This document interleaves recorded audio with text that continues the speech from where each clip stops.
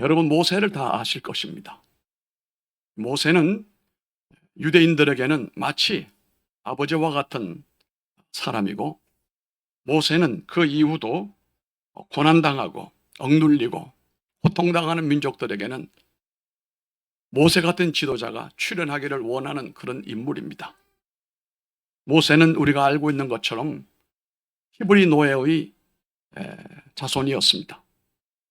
이때 히브리 사람들이 하나님의 복을 받아서 인구가 급팽창할 때에 바로가 위기감을 느낀 나머지 히브리인들은 지능면이나 육체적인 면이나 모든 면들이 애굽 사람과 비교가 안 될 정도로 탁월했습니다. 그러니까 지도자가 볼 때는 히브리인들이 팽창하는 것이 여러 가지로 부담이 되고 불안했던 겁니다. 그래서 인구 조절을 시작을 했습니다.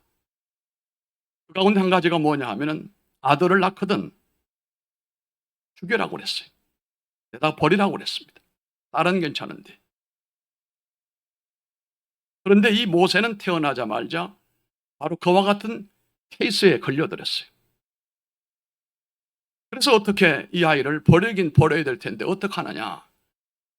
그런데 이 모세의 누이가 있었는데 누이가 자기 어머니에게 이런 얘기를 합니다. 엄마. 바로왕, 파라오라고 하는 사람은 대왕이라고 하는 사람이거든요. 파라오가 자식이 없는데 딸만 있어요. 근데 딸도 자식이 없어요. 아버지도 자식이 없고 자식이라고 하는 건 아들을 얘기하는 겁니다. 이 공주도 자식이 없기 때문에 자식에 대한 애착이 누구보다도 뜨거웠겠지요. 그래서 이 공주가 목욕을 하는 나일 강이 있는데 동생 모세를 그 위에 올라가서 이렇게 상자에 넣어서 떠내려 보내면 목욕하던 바로 왕의 공주가 이 아이를 어떻게 키워주지 않겠느냐. 이런 아이디어를 내니까 엄마가 그렇게 하자고 했어요. 정말 이 바로 왕의 공주가 시녀들과 함께 목욕을 하는데 둥둥 떠내려오는 게 있어요. 보니까 갈대 상자에 아이가 하나 있는데 보니까 여러분 아이들은 전부 다 천사라고 하잖아요. 얼마나 이뻐요. 우리 신자매님 그렇죠? 아이들을 보면 염려가 세상에 없어져요. 그 아이들 눈동자를 보면 우리의 모습이 거기 거울에 그려지는 듯한 느낌을 지울 수가 없단 말이에요. 그 아이를 보니까 아버지도 아들이 없고 자식도 자신도 없는데 이게 웬 떡이냐 이거예요. 이 아이를 집으로 데려다가 양자로 삼아다가 키웠어요. 그러니까 이 모세는 졸지에 히브리 노예의 신분에서부터 왕의 양자가 되는 이런 지위를 차지하게 됐습니다. 그런데 문제가 생겼습니다.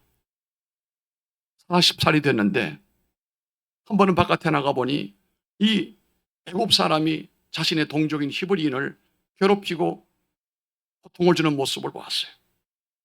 뜯어말리다가 어떻게 하다 보니까 그만 그 애굽 사람을 죽이는 일이 벌어졌어요.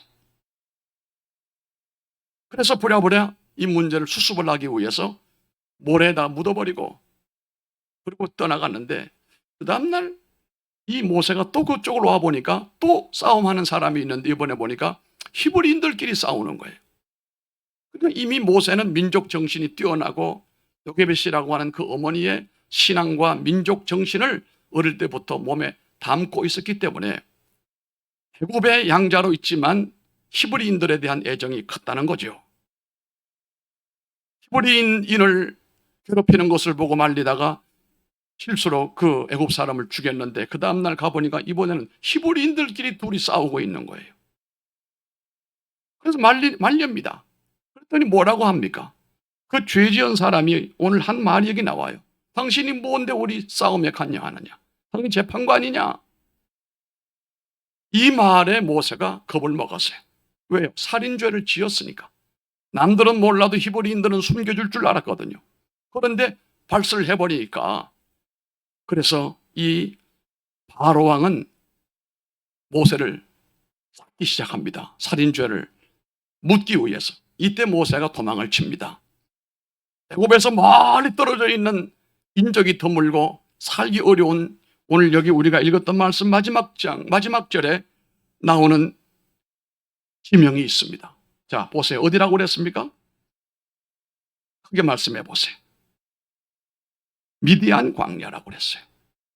여기는 사람들이 많이 살지 않고 목축업하는 사람들이 드문드문 살아가는데 그 먼 곳으로 바로의 손길이 닿지 않은 곳으로 도망을 쳐서 거기서 이드로라고 하는 이 사람을 만나서 이드로에 양을 쳐주는 목동 역할을 하게 됐는데 그 세월이 40년이 지났어요.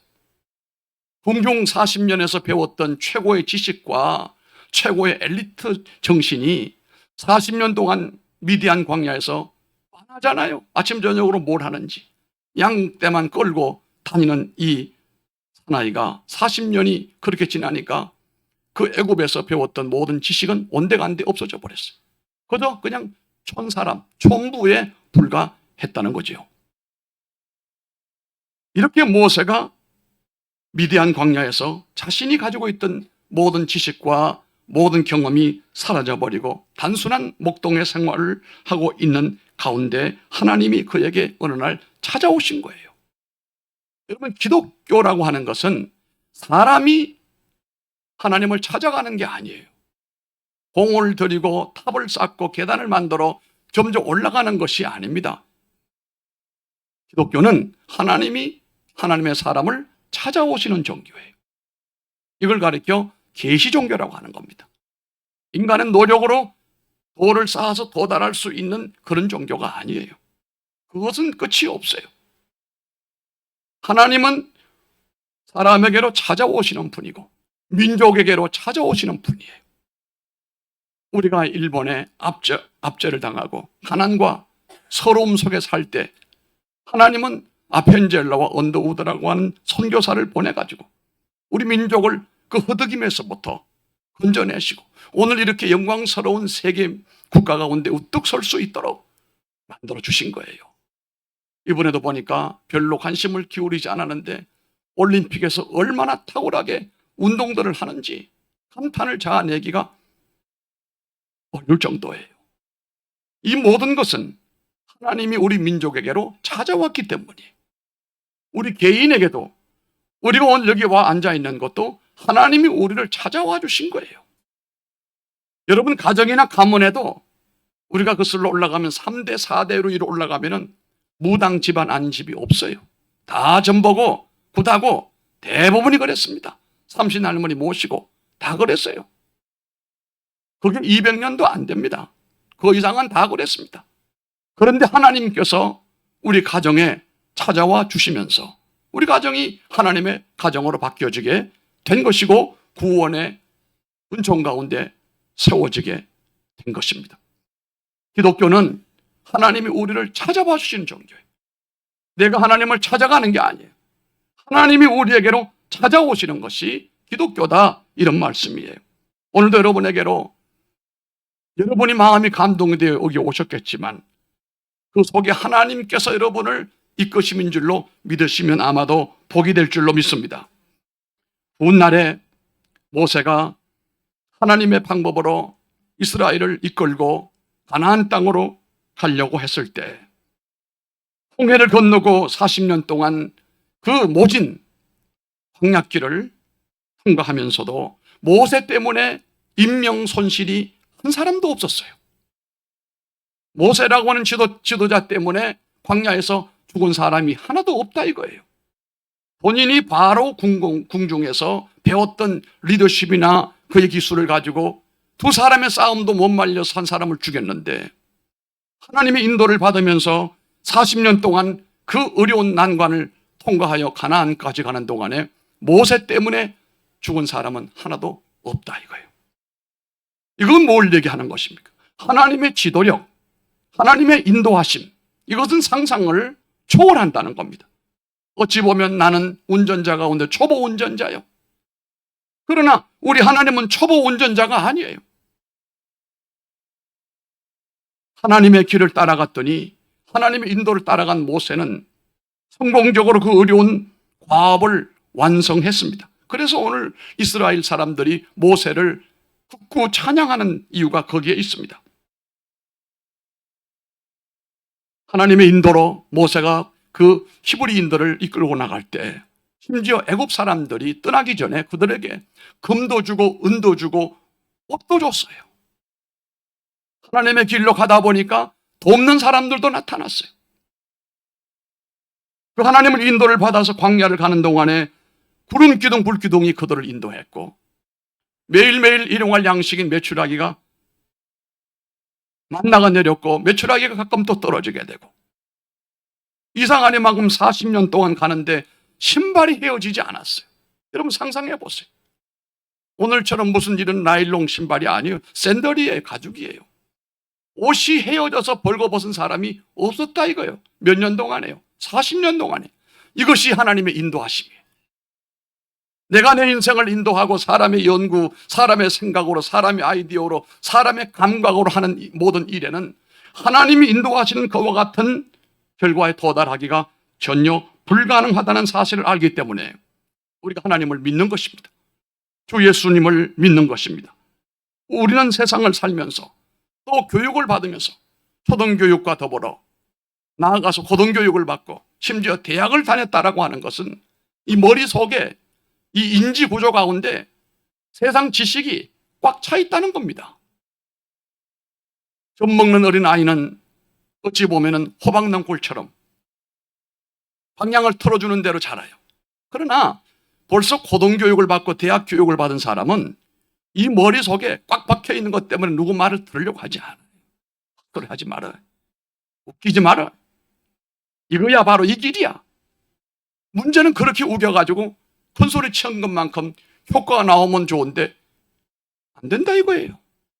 그래서 우리가 하나님을 믿는 거예요. 하나님은 우리를 도우시고 아멘, 보호하시고 아멘, 축복하시는 하나님이에요. 우리를 힘들게 하려고 자유를 억압하려고 하시는 분이 아니에요. 여러분들을 복된 곳으로 인도하시려고 하시고 여러분의 가문과 가정을 복되게 하려고 하시는 하나님의 깊은 뜻이 있는 은총이란 말이에요.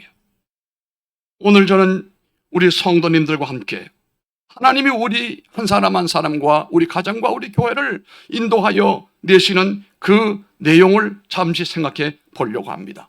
왜 우리가 내 생각을 버리고 하나님의 말씀과 하나님의 인도를 따라가야 되느냐? 젊은 사람들은 잘 모를 거예요. 환갑이 지나고 70이 지나고 80이 지난 사람들 얘기를 들어보면 공통점이 하나 있어요. 인생 생각대로 안 되더라. 누구는 뭐 좋은 남편 안 만나고 좋은 아내 안 만나려고 했느냐? 누구는 무슨 좋은 대학 안 가려고 했느냐? 누구는 이렇게 힘들게 살려고 했느냐? 이 뜨거운데 남들 못지않게 나도 노력하고 애쓰고 해봐도 이것밖에 안 되더라.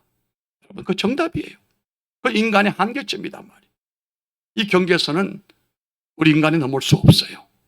그중에 정말 요행으로 몇 사람 정도는 예외가 있을는지 몰라도 나머지 다 똑같아요. 그럼 어떻게 해야 됩니까? 나보다 위에 있는 분, 나보다 힘이 더 있는 분, 나를 나보다 더 잘 아시고 나를 인도하시는 하나님에게 우리가 우리의 인생을 맡기고 그분에게 우리의 길을 맡기면 후회가 없는 길로 인도해 주시는데 두 가지입니다. 효과적으로 인도해 주십니다. 내 인생을, 우리 가정을, 우리 민족을 하나님은 효과적으로 인도하시는 분입니다. 아멘 하세요.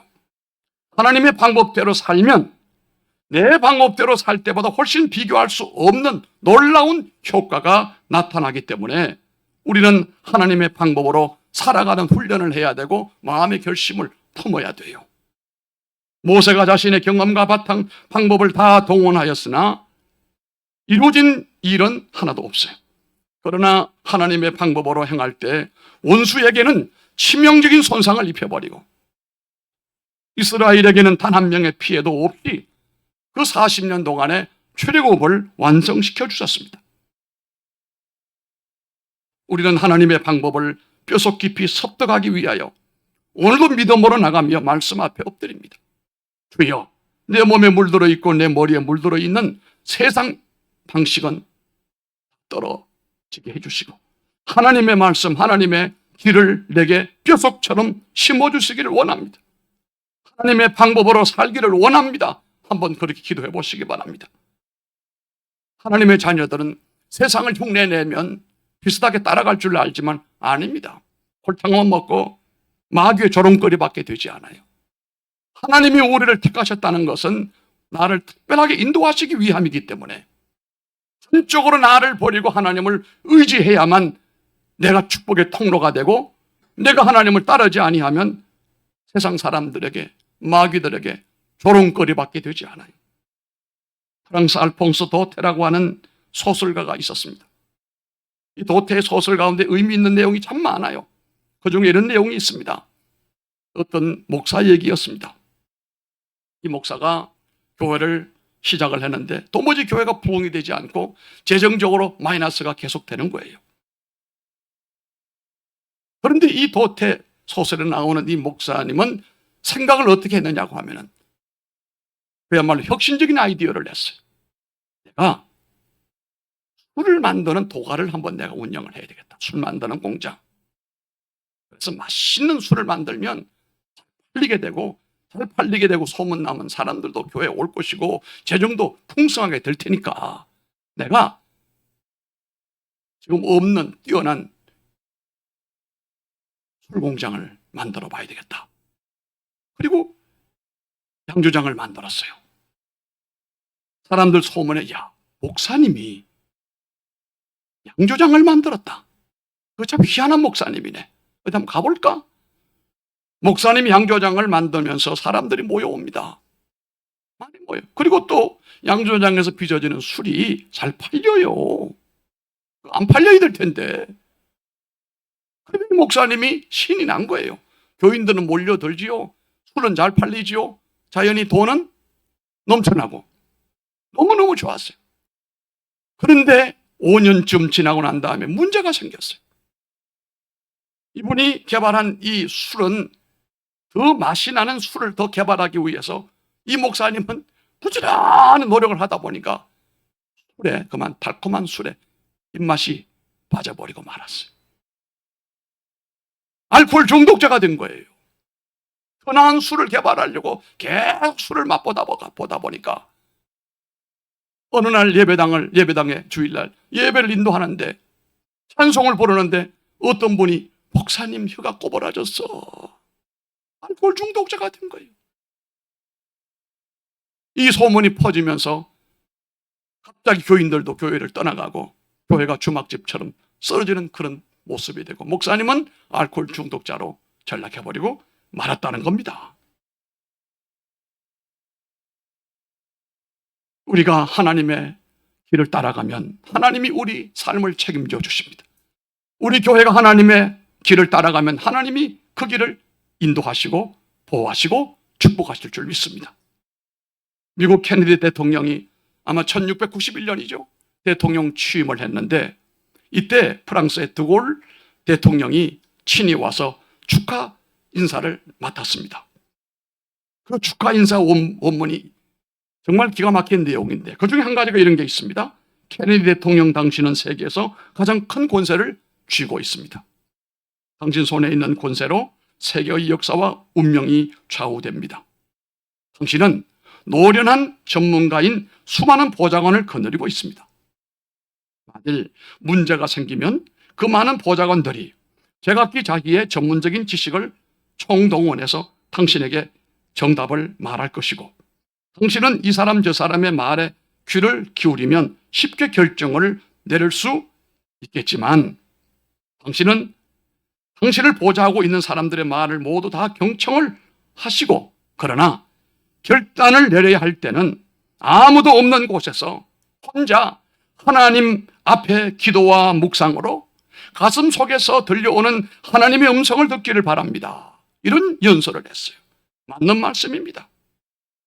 하나님의 인도를 받으면 분명한 것은 내가 바라보는 삶의 항구에 안전하게 들어간다는 사실이고 여러 가지 시련과 역경이 오지만 하나님은 나를 지키시고 보호하시고 인도하신다는 사실이에요. 그리고 내가 꿈꾸던 그 목적지에서 영광을 얻도록 하나님이 책임져 주신다는 거예요. 내 삶이 하나님의 인도를 받을 때 빨리 목적지로 간다는 겁니다. 할렐루야. 두 번째는 가장 빠른 시간에 가장 좋은 방법으로 가장 좋은 열매를 하나님은 주십니다. 시편 81편 10절 12절로 보면은 나는 너를 애굽 땅에서 인도하여 낸 여호와 내 하나님이시니라. 내 입을 넓게 열라 내가 채우리라 하였으나 내 백성이 내 소리를 듣지 아니하며 이스라엘이 나를 원치 아니하는도다. 그러므로 내가 그 마음에 강팍한 대로 버려두니 그 의무대로 행케하였도다. 이렇게 말씀합니다. 하나님은 오늘 우리들에게 약속의 땅을 가르쳐 보이고 그 길로 따라가라고 말씀하지만 대부분의 사람은 교회를 다니면서도 하나님의 그 말씀을 듣지 않아요. 순종하지 않아요. 그보다는 내가 배우고 이겼던 생각이나 지식이나 머리에 들어있는 경험들을 가지고 내 삶을 살려고 하는 것이 문제가 된다는 사실입니다. 모세 때 그렇게 했던 사람들은 광야 생활 40년 가운데 대부분 사막에서 죽었습니다. 가나안 땅을 밟지를 못했습니다. 그 이유가 무엇일까요? 하나님의 말씀으로 이끌림을 받지 않았고 확신을 저버렸기 때문이다 이겁니다. 우리가 하나님의 방법대로 살면 약속의 땅으로 빠른 시일 안에 들어가게 될 줄로 믿습니다. 이 교회도 지금 48년이 왔지만 이 지역의 장자교회예요. 제일 먼저 세워진 교회예요. 지금도 우리 교회 안에 이 동네 안에 이 동과 교회와의 MOU가 맺어져 있는데 교동협의회죠. 또 구청과 구청 안에 있는 교회들이 다 MOU를 맺고 있어요. 그리고 교동협의회가 있는데 교동협의회에 모여가지고 내가 이제 이사 왔으니까 가봤더니 이구동성으로 동산교회가 이 지역의 모교회니까 목사님이 교동위원회 회장이 되어야 됩니다. 마음에도 없이 동네에 있는 목사님들 교회의 대표자가 됐어요. 서초구에도 우리가 서초구에 본래 우리가 서초구에만 연결된 게 아니에요. 처음에는 우리 본래 교회가 강남구로 편입되어 있다가 올림픽 때 전후로 해서 서초구로 분구되면서 서초구가 됐지요. 서초구 안에서도 교단을 뛰어넘어서 같이 앉아 있어 보게 되면 저보다 선배가 거의 없어요. 저보고 원래도 수석 부회장을 맡아달라. 나는 맡을 마음이 전혀 없지만 이 교회가 그만큼 우리 지역에서 장자적인 역할을 해왔기 때문에 남들이 다 그렇게 믿고 있는데 외면할 수는 없잖아요. 그러나 겉으로 볼 때는 초라한 모습임을 숨길 수 없어요. 이 빌딩에 하필이면 또 영덕 빌딩이에요. 영덕은 제 고향이에요. 아시죠? 영덕 대게. 영덕 빌딩. 그건 누가 나보고 그래요. 목사님 빌딩입니까? 대답은 안 하죠. 이다 아니다 할 필요도 없는 거고. 어쨌든 영덕 빌딩이요. 그리고 여기 4층에 또 40평, 45평 되는데 우리가 이렇게 앉아서 여기 교육관도 있고 무양실도 있고 창고도 쓰고 있어요. 이것만 보면 안 됩니다. 정범절 집사 그렇지? 크게 아멘 하시오. 아멘 하는 거 보면은 확신이 차서 아멘이 되는 사람은 곧 모든 것이 이루어지는 사람. 하게 억지로 하는 사람은 아직도 멀었다는 거예요. 뜸이 덜 들었어요. 이따 고생을 해야, 뜸이 들어야, 급해야 아멘 이렇게 할 거 아니에요. 배부른 장사하는 사람은요 힘들어요. 교회 나와도 우리는 배고픈 사람이 돼야 돼. 배부른 곰이 되지 말고 배고픈 사슴이 되시라요. 사슴이 시냇물을 찾아 갈급함 같이 내 영혼이 하나님을 갈급하나이다. 이 정도는 돼야 될 거 아니냐. 이런 사람은요 어떤 기회 어떤 때 찬스가 나타날지 아무도 몰라요. 그래서 입을 어떻게 하라고 그랬습니까? 넓게 열라. 넓게 열면 내가 채우리라 말씀했죠. 그러나 사람들은 입을 크게 열지 않아요. 그러나 동산의 성도님들 오늘부터 입을 크게 열기를 바랍니다. 하나님의 약속을 바라보고 믿으시기를 바랍니다. 광야 가운데 죽는 법이 없습니다. 실패자가 없습니다. 하나님께서 책임져 주실 줄로 믿는 것입니다. 내가 만약에 내 방법을 나 자신을 부인하고 하나님의 중심의 삶으로 돌았으면 여러분의 삶의 물이 변하여 포도주가 되는 역사가 일어날 겁니다. 나의 삶에 아직 종은 치지 않았어요. 지금 하나님의 손을 의지하면 시행착오를 넘어서서 성공적인 목적지에 여러분들을 인도하실 겁니다. 아멘을 안 하시죠. 이것도 큰 병이에요. 장로는 뭐하고 권사는 뭐하고 집사는 뭐하는 것이. 아멘 하시오. 아멘 하시오. 이제 그러면 자기 중심의 삶과 하나님 중심의 삶을 조금 구분하고 말씀을 마무리하겠습니다. 자기 중심적인 삶은 이렇습니다. 인생의 초점이 언제나 자기예요. 자기가 대왕이요. 내 마음대로 하겠다는 거, 내 인생이니까. 아기를 놓는 것도 부모가 아기를 낳아라. 내 자궁인데 내가 놓든 말든 내 마음대로 할 것이 왜 나라 마라 하느냐. 이게 인권이에요. 자기 자신이 이루어 놓은 것에 대하여 굉장히 자랑스럽게 생각하는 거예요. 하나님 한 번 확 불어버리면 금방 날아갈 걸. 이거 내가 이렇게 금자탑을 쌓았다고 우기고 있고 말이에요. 또 자신의 능력에 의존합니다. 능력을 의지해요. 자기를 내세웁니다. 내가 말합니다. 또한 이기적이고 평범한 생활을 하는데 그렇게 큰 소리를 치고 난리한 반면에 그 흔적과 그 이루어놓은 목적은 초라하기 그지없어요. 뻥치는 거예요. 그러나 하나님 중심의 삶을 살아가는 사람들은 첫째, 하나님을 끝까지 신뢰합니다. 내 목숨 끝나는 그날까지 끝난 게 아니에요. 끝까지 하나님을 신뢰합니다. 붙들고 놓지 않아요. 진돗개가 왜 무서워요? 물면 놓질 않아, 진돗개는. 이런 악착 같은 마음. 여러분, 야곱이 쌍둥이로 엄마 뱃속에서 태어나는데 쌍둥이인데 먼저 나가는 에스가 나가니까 내가 먼저 나가야 될 텐데, 아니 쌍둥이여도 형이 있고 아래가 있어. 소똥도 금방 떨어진 놈이 밑에 있고 위에 있어요. 차이가 있어요.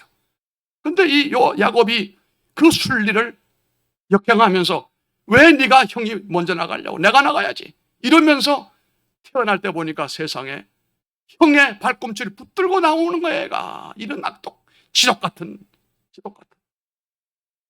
세상에 뭐가 그 핏덩어리가 뭘 안다고 지 형 뒷발꿈치를 잡고 먼저 나가겠다고 악을 쓰냐 말이에요. 이게 세상사예요. 이런 형태로 세상은 밀림 지옥 같은 경쟁 사회가 이루어져 버리고 많은데, 그렇게 사는 것은 결코 바람직하지 못하는 겁니다. 우리가 하나님을 붙들고 살아가면 손해를 보아도 하나님이 채워주십니다. 하나님 갚아주십니다. 하나님이 하고 계시는 일에 자신의 인생을 늘 거기다가 내가 맞춰 살아가는 거예요. 하나님이 나한테 맞추는 거 아니에요. 내가 하나님께 맞춰가는 거예요. 하나님이 내가 필요한 게 아니에요. 내가 하나님이 필요한 거예요. 교회가 여러분이 필요한 거 아니에요. 여러분이 교회가 필요하다 이 말씀이에요. 이러면서 하나님 앞에 언제나 하나님을 따라가는 사람은 겸손합니다. 하나님의 나라와 그 의를 먼저 구합니다. 거룩한 경건의 생활을 합니다. 이제 동산동에서 양재동에서 희년을 바라보면서 가장 빠른 하나님의 뜻을 이루어 드리기 위해서 우리는 철저히 내중심적인 삶에서 하나님 중심의 삶으로 옮겨가시기를 바랍니다. 하나님께로 나오시기를 바랍니다. 하나님을 붙들기를 바랍니다. 그 말씀을 받으시기를 바랍니다. 하나님의 위대한 역사의 주인공들로 하나님이 만들어 주시기를 바라며, 여러분의 인생도 지금까지 혼돈과 번민의 골짜기를 살아왔다고 한다면 하나님을 붙들고 가면 그 모든 혼돈이 청산되고, 예수님 말씀하셨잖아요. I am the way to you, life. 길이요 진리요 생명이라고 하잖아요. 이 길을 따라가게 되면 여러분 행복한 천국 시민이 될 것뿐만 아니라 하나님께서 여러분들을 축복의 통로로 삼아주시고 여러분들을 이 땅 위에서 존귀한 자로 만드실 줄로 믿습니다. 믿습니까? 오른손을 다 왼쪽 가슴에 올려보십시오. 심장은 뛰어도 내 심장이 뛰는지도 모르는 사람들 많아요. 오늘 나는 살아있음을 느끼는 것이 심장이 뛰기 때문이 아니고, 오늘 하나님의 말씀으로 우리가 충격을 받고 감동을 받고 하나님 말씀에 너무 타격을 입어서 내 심장이 뛰어야 됩니다. 오늘부터 새로운 삶이 출발되어야 됩니다. 그럭저럭 살아서 지금까지 왔고 앞으로도 그럭저럭 살려고 한다면 여러분 심장에 손을 떼십시오. 그러나 하나님께서 내 인생을 이끄시는 가운데 위대한 역사로 내 인생을 이끄실 줄로 믿는다면 이 손을 여러분의 심장에 띄지 마시기를 바랍니다. 기도하겠습니다.